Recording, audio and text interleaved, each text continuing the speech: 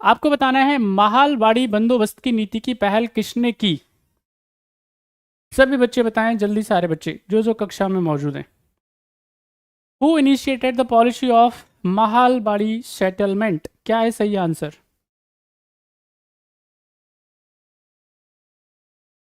देखिए यहां पे अगर हम बात करेंगे, आप सबको ये जानकारी होनी चाहिए, यू शुड नो अबाउट कि हमारा जो देश है बेसिकली भारत जो है वो कृषि प्रधान देश है ना।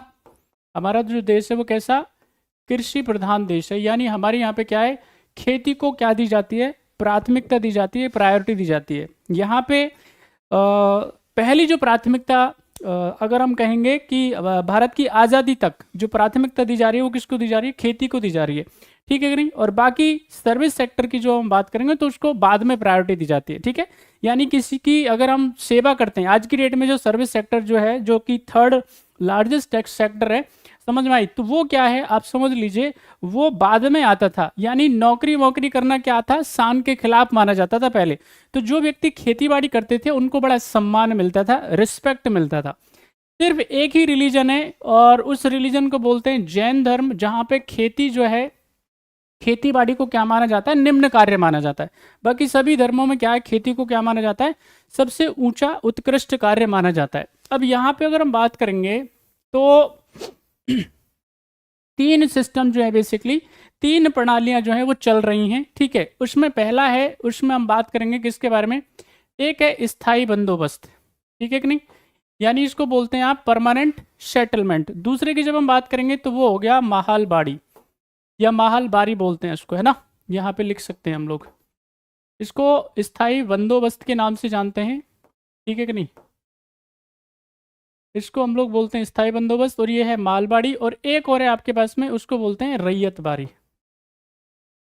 ये तीन क्या हुआ करते थे, अंग्रेजों के ज़माने में व्यवस्थाएं थी। और इनमें अगर हम चर्चा करेंगे तो यहाँ पे स्थायी बंदोबस्त का मतलब क्या होता है, स्थायी का मतलब परमानेंट। तो यहाँ पे जो जमींदार है बेसिकली, जो साहूकार है, जो जमीन का मालिक है, उसके साथ में क्या कर लिया जाता है, बातचीत कर ली जाती है। और ये बातचीत जो है टैक्सेशन को लेकर के, रेवेन्यू को लेकर के, टैक्स शेयर को लेकर के, यानी कि इसमें क्या किया जाता है, 8 10 15 20 सालों के लिए बंदोबस्त कर लिया जाता है। इसके बाद में इसको रिव्यू किया जाता है। बात समझ में आई? क्योंकि अभी हम बता नहीं रहे हैं आपको, अभी आने वाले यहाँ पे क्योंकि क्वेश्चंस आपसे पूछे जाएंगे तो वहां पे हम आपको बताएंगे कि ये कौन कौन से क्षेत्रों में, कौन कौन से एरियाज में प्रचलित थी। दूसरे नंबर पे महालबाड़ी, यानी यहाँ पे क्या किया जाएगा, कई सारे गांव को मिलाकर के एक महाल बनता था, है ना। तो यहाँ पे क्या कर लिया जाएगा, यहाँ पे जो व्यवस्था करी जाएगी, जो उस महल का हेड होगा, जो उसका मुखिया होगा, उसके साथ में क्या करते थे अंग्रेज, बंदोबस्त करते थे। यानी उसके साथ में भाई कितना टैक्स आप हमको देंगे और कितना आप अपने पास रखेंगे। जैसे आपको याद होना चाहिए, इधर अगर मान लेते हैं हम चर्चा करें तो जैसे यहाँ पे 11 अगर मान लेते हैं भाग हैं, तो उसमें से क्या है 10/11 भाग हुआ करते थे अंग्रेजों के, ठीक है कि नहीं। यहाँ पे अगर मैं बात करूँ तो ये एक सेकंड, जस्ट अ मिनट, यहाँ पे क्या है 1/1 अगर हम बात करेंगे किसके बारे में, यहाँ पे 11 भागों के बारे में, तो वो किसका होता था, वो उस व्यक्ति का होता था, या इसको महाल कह देंगे, है ना। और बाकी जो रिमेनिंग पार्ट्स की बात करेंगे, ठीक है कि नहीं, तो यहाँ पे 10/11वां भाग किसका हो जाता था, ये अंग्रेजों के हो जाते थे, ठीक है। तो ये व्यवस्था हुआ करती थी, ठीक है, आप ऐसा समझ लीजिए। रैयत बारी की जब हम बात करेंगे तो रैयत बारी व्यवस्था क्या है, बड़ी खास व्यवस्था है। इसमें क्या किया जाएगा, रैयत का मतलब क्या होता है, रैयत का मतलब होता है किसान, फार्मर। तो यहाँ पे क्या होगा, अब किसान के साथ में डायरेक्ट सेटलमेंट किया जाएगा कि भाई आपको इतना प्रतिशत जो है, मतलब मान के चलिए 2/3% ये क्या हुआ करता था, अपनी जमीन का लगान किसानों को देना पड़ता था। लेकिन यहाँ पे एक खास बात क्या होगी, अब जमीन का मालिक बन जाएगा कौन, किसान, ठीक है कि नहीं। तो ये रैयत वाली जो व्यवस्था है सबसे ज्यादा भूभाग पे लागू थी, और इससे क्या हुआ, अंग्रेजों को बड़ा फायदा हुआ। लगभग 51% ये पोर्शन पे क्या थी, याद रखना है आपको, रैयत वाली व्यवस्था थी। अब जो सवाल आपसे पूछा गया है कि भाई महालबारी व्यवस्था की शुरुआत किसने करी, तो आप सब बच्चों ने बता दिया है। सभी का आंसर क्या है, जरा देख लेते हैं किन किन का आंसर एकदम सही है। सबका आंसर सही है, ठीक है कि नहीं। हॉल्ट मैकेंजी जो है बेसिकली वो इस व्यवस्था के क्या है, जनक हैं, इसको लेकर के आने वाले। तो राइट आंसर इसका क्या हो जाएगा, C is the right answer. Next question आपकी स्क्रीन पे आप जवाब देंगे। स्वागत है भाई आपका। निखिल जय हिंद दोस्त। और बर्नआउट भैया नाम क्या है, हमको नहीं पता है आपका बर्नआउट का नाम क्या है, तो आपको भी नमस्कार। बर्नआउट मतलब अपना नाम बता दो भैया। चलिए अगले सवाल का जवाब दीजिए, क्या है सही जवाब। किसने कहा था कि धन निष्कासन सभी बुराइयों की बुराई है? ये स्टेटमेंट है, आपको जवाब देना है इसका, क्या है सही आंसर।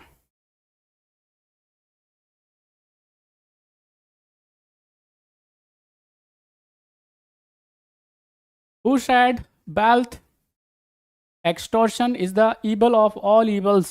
यानी ड्रेन ऑफ वेल्थ उसको बोलते हैं, the drain of wealth is the evil of all evils. जरा बताइए ये स्टेटमेंट किनका है, इन्होंने कहा कि धन का निष्कासन सभी बुराइयों की बुराई है।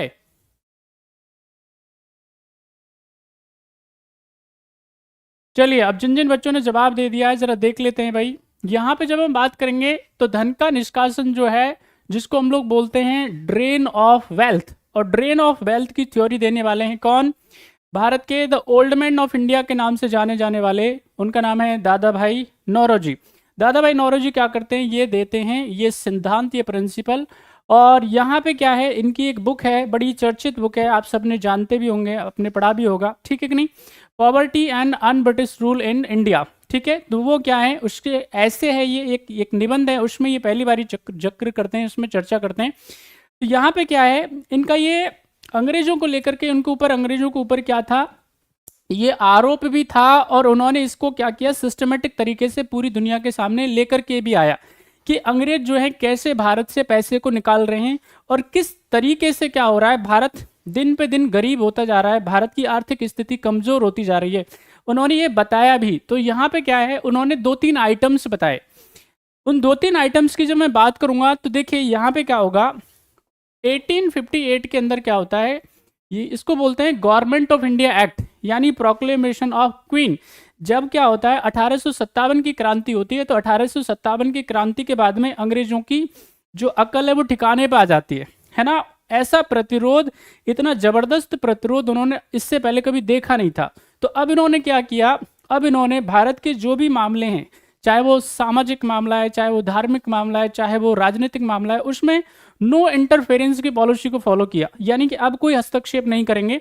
जब अब हस्तक्षेप नहीं करेंगे तो यहाँ पे क्या किया जाता है, इसके अंदर क्या किया जाता है, एक सेक्रेटरी ऑफ स्टेट यानी कि भारत सचिव नाम का एक पद क्रिएट किया जाता है, और इस भारत सचिव का जो ऑफिस है वो होता है लंदन के अंदर।